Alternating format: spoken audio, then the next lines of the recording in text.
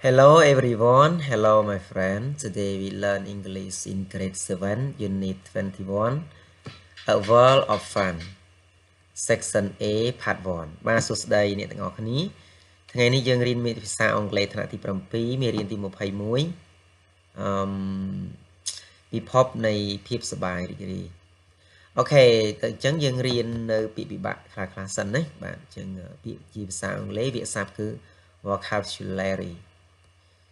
ពាក្យទី1គឺ imagine ស្រមើស្រមៃ number 2 baby ទារក number 3 cry ឬក៏ក្រាយយំ number 4 fun សប្បាយរីករាយ number 5 have ជួយ number 6 wash បោកគក់ number 7 make ធ្វើ number 8 talking on the phone និយាយទូរស័ព្ទអូខេឥឡូវយើងអានបន្តទៀត happen កើតឡើងអូខេអញ្ចឹងយើងអានឡើងវិញ imagine baby cry fun have wash make talking on the phone happen okay now go on to our lesson lesson A or section A the new baby បាទទារកថ្មីណា what happens when a new baby is born តើមានរឿងអ្វីកើតឡើងនៅពេលដែលទារកថ្មីកើតឬក៏ទារកកើត do you know any babies តើអ្នកធ្លាប់ស្គាល់តើអ្នកស្គាល់ឬក៏ដឹងទារកខ្លះទេ Number 2 look at the picture ក្រឡេកមើលរូបភាព Why do you think Dara is angry ហេតុអ្វីបានជាអ្នកគិតថាតារានឹងខឹង Okay there are some reason of Dara អញ្ចឹងមានហេតុផលខ្លះរបស់តារាយើងទីមើល He is jealous of the baby គាត់ច្រណែនជាមួយនឹងកូនក្មេងនឹង He can't sleep ឬក៏ he cannot sleep គាត់មិនបានដេក He wants a usual Sunday but he can't because of the new baby គាត់ចង់ធ្វើអ្វីជាធម្មតានៅថ្ងៃអាទិត្យប៉ុន្តែគាត់មិនអាចធ្វើបានទេពីព្រោះតែទារកថ្មីអញ្ចឹងទាំងអស់នេះគឺជាហេតុផលមួយចំនួនដែលតារាគាត់ខឹង Okay now continue to our conversation type script 7.21.1 a new baby បាទអញ្ចឹងបងប្អូនទាំងអស់គ្នាយើងអានឲ្យបកប្រែទាំងអស់គ្នាណាហើយការបកប្រែរបស់ខ្ញុំមិនប្រកាសថាត្រឹមត្រូវទាំងអស់ទេបាទអញ្ចឹងជួយកែតម្រូវខ្ញុំមិនខឹងទេណាបាទ Dara Please come to my house and play football បូផាសូមអញ្ជើញមកផ្ទះរបស់ខ្ញុំហើយលេងបាល់ទាត់ជាមួយខ្ញុំបូផា You know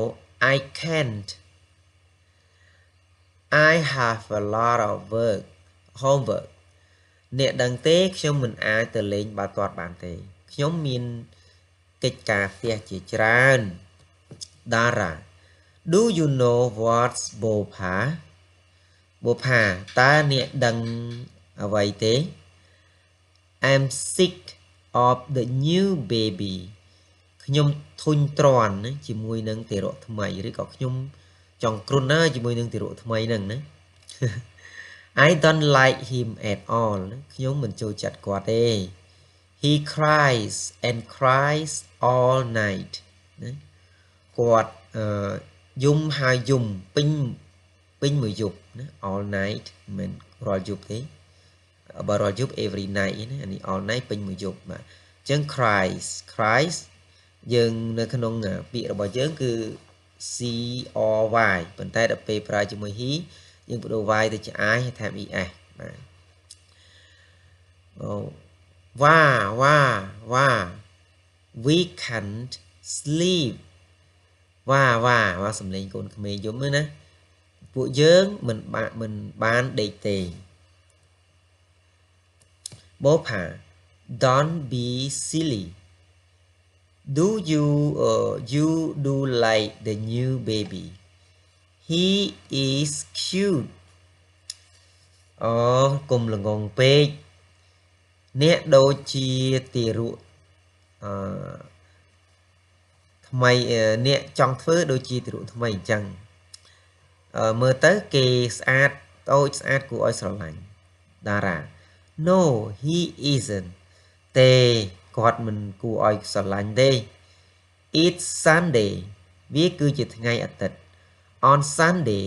Dad usually plays football with me but he isn't playing football with me He is washing the new baby's clothes I want to play football as usual វាគឺជាថ្ងៃអាទិត្យនៅថ្ងៃអាទិត្យលោកប៉ារបស់ខ្ញុំជាធម្មតាលេងបាល់ទាត់ជាមួយនឹងខ្ញុំប៉ុន្តែគាត់មិនលេងបាល់ទាត់ជាមួយខ្ញុំទេគាត់កំពុងតែបកគក់សម្លៀកបំពាក់របស់ទារកថ្មីខ្ញុំចង់លេងបាល់ដូចជាធម្មតាបាទនៅកន្លែងនេះគឺ play កន្លែងនេះវាខណ្ឌពីបរិបទទី3នេះហើយពី date នេះហើយវាមាន usually ណាប៉ុន្តែកាលណាវាក្នុងកិរិយាសព្ទទម្រង់បច្ចុប្បន្នកាលធម្មតាសកម្មភាពដែលបង្ហាញជាទម្លាប់ជាងកិរិយាសព្ទក៏ធ្វើថែមឯដែរបើន័យថាឲ្យតែរាល់ថ្ងៃល្ងាចនៅថ្ងៃសៅរ៍គឺឲ្យតែថ្ងៃអាទិត្យហ្នឹងគឺគាត់លេងបាល់ហើយមានន័យថាអញ្ចឹងណាបាទ Okay now go on our conversation Bopa what's about your mom can she play football with you ហើយចុះម្ដាយរបស់អ្នកនោះតើគាត់អាចលេងបាល់ទាត់ជាមួយអ្នកបានទេបាទចឹងយើងអានឡើងវិញអ្នកនរគ្នា Dara please come to my house and play football Bopa Do you know I can't ឬក៏ I can't I have a lot of homework Do you know what's Bopa I'm sick of the new baby I don't like him at all He cries and cries all night Wow We can't sleep Bopa don't be silly You do like the new baby. He is cute. Dara. No, he isn't. It's Sunday. On Sunday, Dad usually plays football with me. But he isn't playing football with me. He is washing the new baby's clothes. I want to play football as usual. Bopa, what's about your mom? Can she play football with you? Okay, continue to our conversation. My mom should be making lunch. We always eat a big family lunch on Sunday, but today she is sleeping. The new baby makes her feel tired. បាទម្ដាយរបស់ខ្ញុំគួរតែកំពុងធ្វើម្ហូបអាហារថ្ងៃត្រង់ពួកយើងជានិច្ចកាលពួកយើងតែងតែញ៉ាំបានន័យថា big family lunch ញ៉ាំជួបជុំគ្នាញ៉ាំអាហារពេលថ្ងៃដ៏ធំមួយនៅថ្ងៃអាទិត្យប៉ុន្តែថ្ងៃនេះគាត់កំពុងតែសម្រាកទារកថ្មីនឹងធ្វើឲ្យគាត់មានអារម្មណ៍ថាហត់នឿយបាទអញ្ចឹងម្ដាយយើងណាបាទមិនធម្មតាទេហត់នឿយណាស់ Bopa what's about your big brother what is he doing can he plays with you ហើយចុះបងប្រុសរបស់អ្នកនោះតើគាត់កំពុងធ្វើអីតើគាត់អាចលេងជាមួយអ្នកបានទេ Dara no he usually plays with me and Dad but he's making lunch because Mom is sleeping ទេគាត់ជាធម្មតាលេងជាមួយខ្ញុំនិងលោកប៉ាប៉ុន្តែគាត់កំពុងចម្អិនអាហារថ្ងៃត្រង់ពីព្រោះម្ដាយរបស់ខ្ញុំកំពុងតែសម្រាកបូផា Well what about your little sister what is she doing I know she is little but can she play with you អូអីចុះបងអូនស្រីតូចរបស់នេះអូតើនាងកំពុងធ្វើអីខ្ញុំនឹងថានាងនៅតូចនៅឡើយប៉ុន្តែតើនាងអាចលេងជាមួយនាងបានទេអូខេមិនអាចឡើងវិញទេកុំឲ្យខាតពេលតារា No she usually plays with me when I am bored do you know what doing today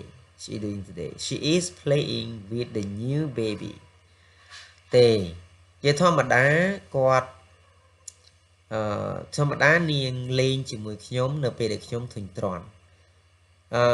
តើអ្នកដឹងទេនាងកំពុងធ្វើអីថ្ងៃនេះនាងកំពុងតែលេងជាមួយនឹងទារកថ្មី Dara's little sister បងស្រីតូចរបស់ Dara Look Dara the baby is smiling at you he is smiling at his big brother because he loves you Dara មើលកូនង៉ែតកំពុងញញឹមទៅរកអ្នកណា smiling at you ហ្នឹងគាត់កំពុងញញឹមទៅរកបងប្រុសធំរបស់គេពីព្រោះគេស្រឡាញ់បងស្រឡាញ់អ្នក Dara really you think he really loves me okay I do like the new baby Bopa I told you មែនណាអ្នកពិតជាគិតថាគាត់ស្រឡាញ់ខ្ញុំមែនណាអូខេខ្ញុំចង់ធ្វើខ្លួនឲ្យដូចជាទារកថ្មីខ្ញុំបានប្រាប់អ្នកហើយអូខេ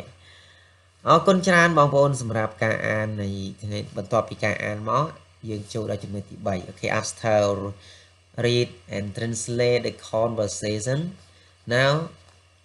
we continue to number 3 What do Dara's family usually do on Sunday តើគ្រួសាររបស់ Dara នឹងជាធម្មតាណាគាត់ធ្វើអ្វីនៅថ្ងៃអាទិត្យ What are they doing today តើពួកគេកំពុងធ្វើអ្វីថ្ងៃនេះចឹងនៅក្នុងនេះវាមាន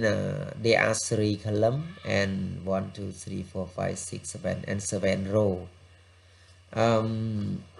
the first column is about Dara's family member and number 2 other column 2 is talk about what Dara's family usually do on Sunday and column 3 what Dara's family is doing today ចឹងយើងមានកឡន3កឡនទី1នេះគឺសម្រាប់សមាជិកគ្រួសាររបស់ Dara កឡនទី2សម្រាប់អ្វីដែលគ្រួសាររបស់ Dara ធ្លាប់ធ្វើជាទម្លាប់ហើយអ្វីខាងនេះគឺកឡនទី3នេះគឺសម្រាប់សកម្មភាពដែលគ្រួសាររបស់សមាជិកគ្រួសារ Dara គាត់កំពុងតែធ្វើនៅថ្ងៃនេះ example Dara's dad ឪពុករបស់ Dara 1 he usually plays football with Dara គាត់ជាធម្មតាណាលេងបាល់ទាត់ជាមួយ Dara but today he is washing the baby clothes ប៉ុន្តែថ្ងៃនេះគាត់កំពុងតែបោកគក់សម្លៀកបំពាក់របស់កូនង៉ែតឬក៏ទារកអូខេ Dara's mom ម្ដាយរបស់ Dara អញ្ចឹងគាត់ទម្លាប់ធ្វើអីគេអូខេ she usually make lunch ណាគាត់ជាធម្មតាធ្វើអាហារថ្ងៃត្រង់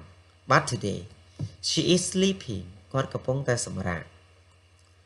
Dara's big brother បងប្រុសរបស់ Dara អូខេ he usually plays football អញ្ចឹងជាធម្មតាគាត់លេងបាល់ទាត់ but today he is making lunch គាត់តែថ្ងៃនេះគាត់កំពុងធ្វើអាហារថ្ងៃត្រង់កន្លែងនេះខ្ញុំបញ្ជាក់បងប្អូនតិចណាកន្លែងនេះ make គឺយើងសរសេរដោយអក្សរ MAKE មែនទេប៉ុន្តែនៅពេលថែម ing គេអត់ទុក e នឹងទេអញ្ចឹងគេលុប e ហើយគេថែម ing យកតែម្ដងណាអញ្ចឹងសម្រាប់ពាក្យដែលបញ្ចប់ដោយ e ខណ្ឌដោយបញ្ចេញជា បញ្ចប់ដោយ e ខណ្ឌដោយចិញ្ចៀនមួយបាទអូខេDara's little sister អញ្ចឹងបងអូនស្រីតូចរបស់ Dara អញ្ចឹង she usually play កន្លែងនេះខ្ញុំភ្លេច s មួយណាបងប្អូន with Dara អញ្ចឹងជាធម្មតានាងលេងជាមួយនឹង Dara but today she is playing with the baby អញ្ចឹងថ្ងៃសម្រាប់ប៉ុន្តែថ្ងៃនេះគឺនាងកំពុងលេងជាមួយនឹងទារកថ្មីទីមួយគឺក៏ជាមួយនឹងទារកthe new baby ទារកថ្មី he usually smiles and cries ជាធម្មតាគាត់ញញឹមហើយនឹងយំ but today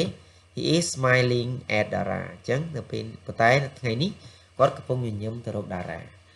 អញ្ចឹងកន្លែងនេះគឺជាទម្លាប់គាត់ធ្វើជាទម្លាប់ធម្មតានៅក្នុងបច្ចុប្បន្នកាលធម្មតាកន្លែងនេះគឺសកម្មភាពកំពុងកើតឡើងគឺជាកិរិយាសព្ទនៅក្នុងបច្ចុប្បន្នកាលកំពុងបន្តអញ្ចឹងវាខុសគ្នាអានេះគឺយើងថែម s ឬក៏ es ប៉ុន្តែនៅកន្លែងនេះយើងថែម ing ប៉ុន្តែមុននឹងថែម ing យើងត្រូវតែមាន m is r នៅខាងមុខបាទសង្ឃឹមថាបងប្អូនធ្លាប់បានរៀនហើយកន្លងមកអូខេអរគុណច្រើនបងប្អូនសម្រាប់ការបង្ហាត់ទាំងអស់គ្នានៅថ្ងៃនេះហើយសម្រាប់វីដេអូក្រោយយើងជួបគ្នានៅមេរៀនទី7ដដែលយើងបន្តទៅចំណុចទី4 more not normal Sundays make sentences from the chart in your notebook បាទយើងធ្វើយើងបង្កើតល្បះដោយប្រើពាក្យនៅក្នុងតារាងហ្នឹង